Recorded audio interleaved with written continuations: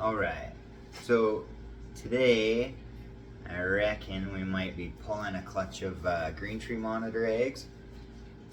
This female, she laid her first infertile clutch on October 9th, and it's February 17th right now. And the first clutch, well, that could have been why I was infertile. At the same time too, I didn't quite have the male in there at the right time. I was a little bit late putting him in there.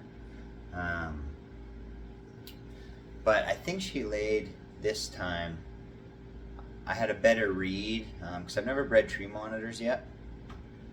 But just gauging on how she was last time, I had a bit of a better read, got the male in there. They copulated for about a week. And then she's doing the typical belly hang, real swollen in the abdomen area.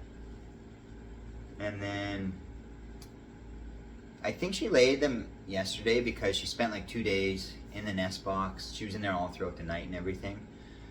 And then yesterday she came out and I offered her some hornworms and she voraciously took them. But she didn't quite look like she laid, but looking at her today, I think she's pretty deflated. Her belly just looks full, but it's like full of air and hornworms. I'm still getting a read on these tree monitors. They're a little bit different. You can really tell when the Indicus complex and the dwarf monitors lay. They're a little trickier, I find. So anyway, I looked in the nest box and I noticed she had been digging in there for like 2 days straight, and it's 100% packed down. Like it looked like I packed it down flat. So I was poking my finger around and then I found a big chamber. So I believe that she did lay. We'll see, I think I can feel an egg.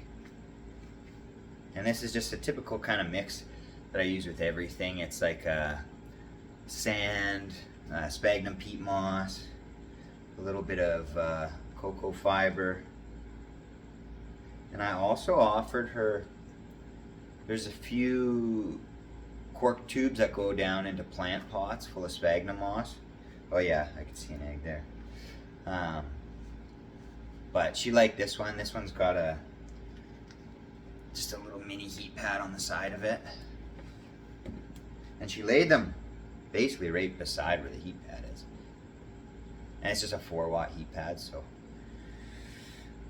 Praying that there's some fertile eggs here. These tree monitors have given me a bit of a rough go. I initially had a male that I raised from a hatchling, and I was trying to find a female for him.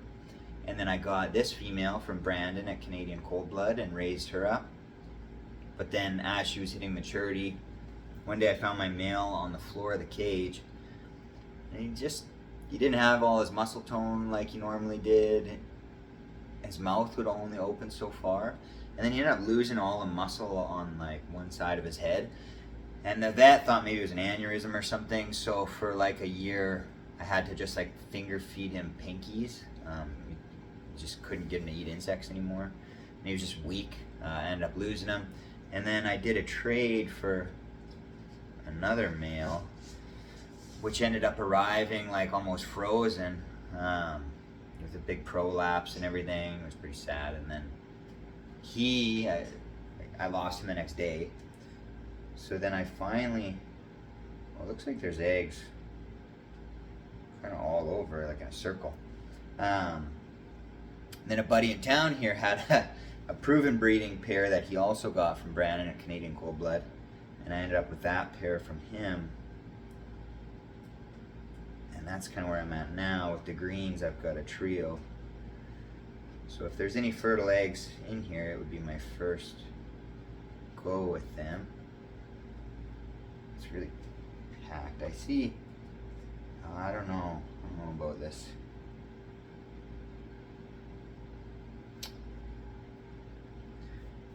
Not a good look so far.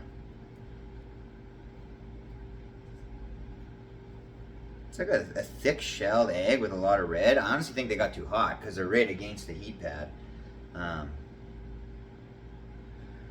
I think she did lay them yesterday, right?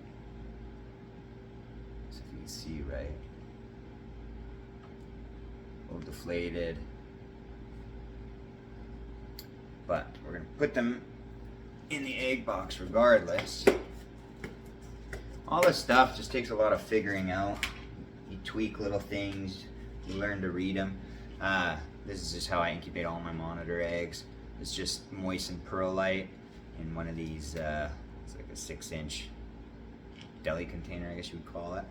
And then these things come pre-punched with holes, and I just tape the holes over and I leave one hole open.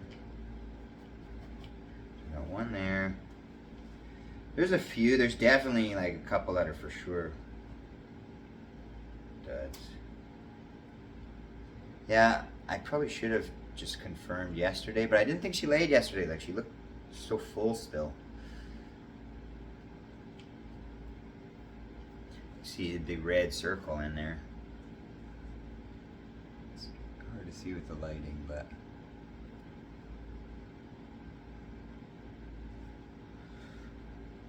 so like I said, last time she laid 3 infertiles. So I'm curious if she laid more eggs this time.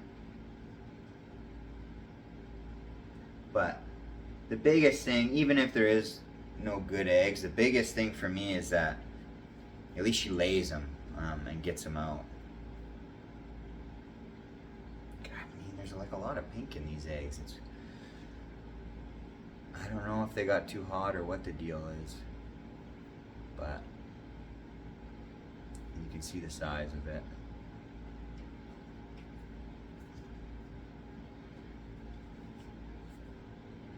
A little sad right now.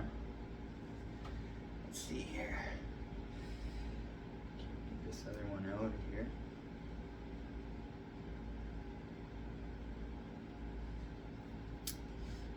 I don't know. This one's the same.